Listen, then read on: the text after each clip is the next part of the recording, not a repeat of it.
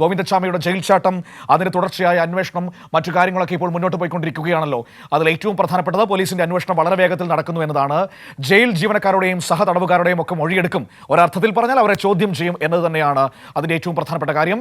Jail DIG അന്വേഷണ report jail DGP ആയ ബൽറാം കുമാർ ഉപാധ്യായയ്ക്ക് ഇന്ന് സമർപ്പിച്ചേക്കുമെന്നാണ് ഇപ്പോൾ നമുക്ക് അറിയാൻ കഴിയുന്നത്.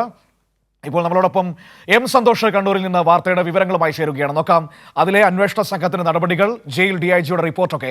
Santhosh, good morning. കുറേ ദിവസങ്ങൾ ആ വാർത്തയുടെ പുറകിൽ തന്നെയായിരുന്നല്ലോ. ഒരു വിശ്രമത്തിന് ശേഷം വീണ്ടും ഇതാ ഗോവിന്ദച്ചാമിയുടെ പുറകിലേക്ക് സന്തോഷ് എത്തിയിരിക്കുകയാണ്. ഇതിപ്പോൾ അന്വേഷണ സംഘത്തിന്റെ അടുത്ത നടപടികൾ എന്താണ്? ഒപ്പം തന്നെ ജയിൽ DIGയുടെ റിപ്പോർട്ട് ഏകദേശം തയ്യാറായി എന്ന് കേൾക്കുന്നു.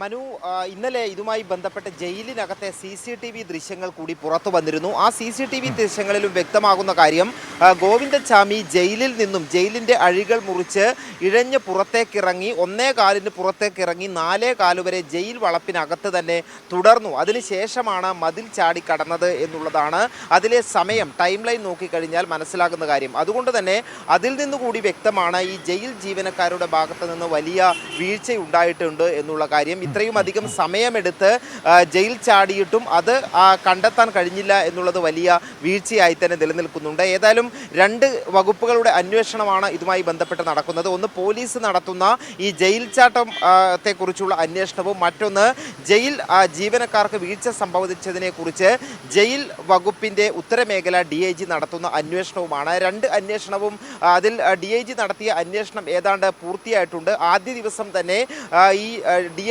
നടത്തിയ അന്വേഷണത്തിൻ്റെ പ്രാഥമിക റിപ്പോർട്ട് സമർപ്പിച്ചിരുന്നു. ആ പ്രാഥമിക റിപ്പോർട്ടിൽ ജയിൽ ജീവനക്കാർക്ക് വലിയ ഗുരുതര വീഴ്ചയുണ്ടായിട്ടുണ്ട് എന്നുള്ളത് തന്നെയാണ് ചൂണ്ടിക്കാണിക്കുന്നത്. അതിൻ്റെ തുടർച്ച എന്നുള്ള രീതിയിലാണ് വിശദമായ റിപ്പോർട്ട് തയ്യാറാക്കുന്നത്.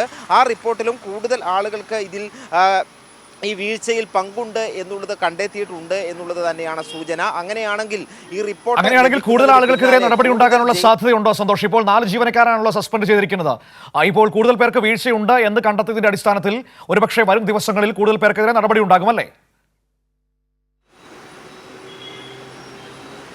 തീർച്ചയായും അത് തന്നെയാണ്. ഇതിൽ കൂടുതൽ പേർക്കെതിരെ സാധ്യതകളുണ്ട്. കാരണം നിലവിൽ ഈ നടപടി എടുത്തിട്ടുള്ളത് അന്ന് ചുമതലയിലുള്ള ആളുകൾക്കെതിരെ മാത്രമാണ്. പക്ഷേ അത് വളരെ കൃത്യമായി ഈ ജയിൽ ചാട്ടത്തിൻ്റെ ഓരോ ഘട്ടങ്ങളും പരിശോധിച്ച് നോക്കിക്കഴിഞ്ഞാൽ അത് നേരത്തെ തന്നെ ഗോവിന്ദച്ചാമി ഈ ജയിൽ ചാട്ടത്തിനുള്ള പദ്ധതി തയ്യാറാക്കുകയും അതിനാവശ്യമായിട്ടുള്ള സാമഗ്രികൾ ശേഖരിച്ച് വെക്കുകയും എല്ലാം ചെയ്തിട്ടുണ്ട്.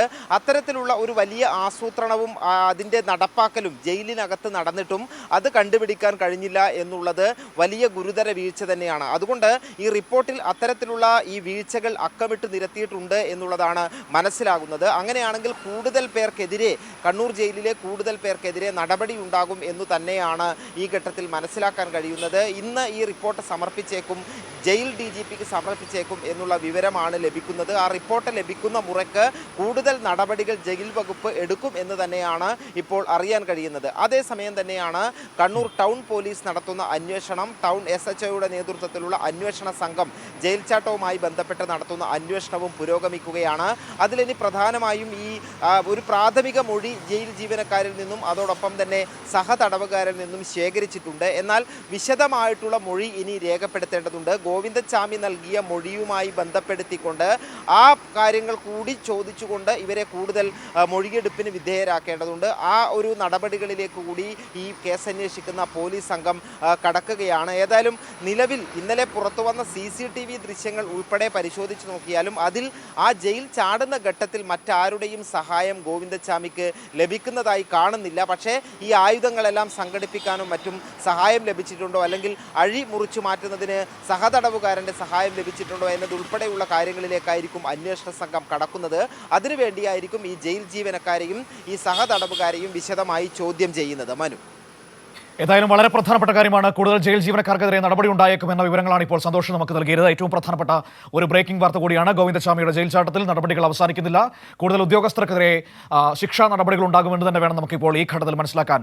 സന്തോഷാണ് വിവരങ്ങൾ നൽകിയത്. സന്തോഷ് ഒരുപാട് ദിവസമായി വാർത്തയുടെ പുറകിൽ ഇങ്ങനെ നിൽക്കുകയായിരുന്നു. സന്തോഷിന് ശുഭദിനം പറയുന്നുണ്ട് മനുലാൽ. ഞാൻ സന്തോഷിനോട് പറയാം, സന്തോഷ് പോയല്ലേ, ഞാൻ സന്തോഷിനോട് പറയാം മനുലാലിൻ്റെ ആശംസകൾ പറയാം. അപ്പം ജയിൽ ജീവനക്കാരുടെ ഫോൺ വിളികളൊക്കെ പരിശോധിക്കണം.